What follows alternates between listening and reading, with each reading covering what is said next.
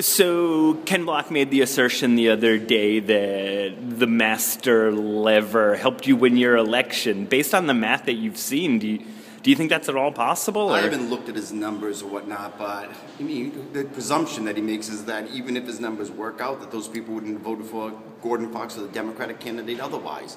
And you wonder what he's offering up for. I mean, I have to question his motivations. I mean, I take umbrage at the fact that the shot he threw at the Senate president, that somehow the Senate's only interested in move the needle with economic development, somehow subvert away the issue of master lever.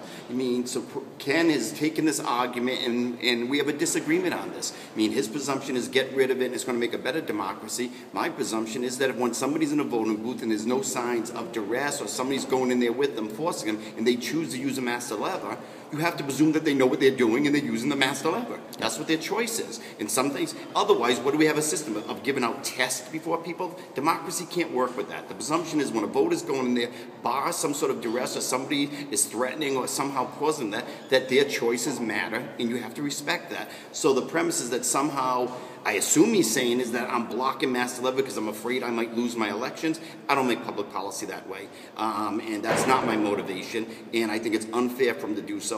One could wonder, is Ken Block's motivation really good government, or is he setting himself up or his moderate party to win the governorship? And maybe that's why he's doing this and throwing all these bombs. So you mean we have disagreement on this issue. Let's keep the argument the way it should be on the merits and go from there.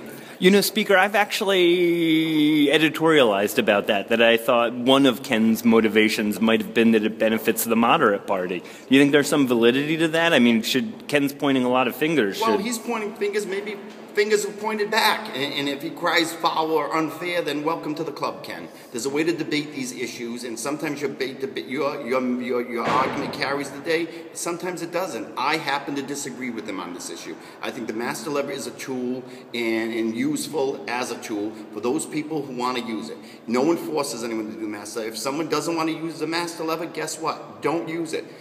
But fundamentally, is it about fielding candidates? Is it about giving choices to people? That's what really the issue should be about, rather than worrying about what's on the ballot. Because if we're going to start questioning what people are motivated by, the finger can point that way as well.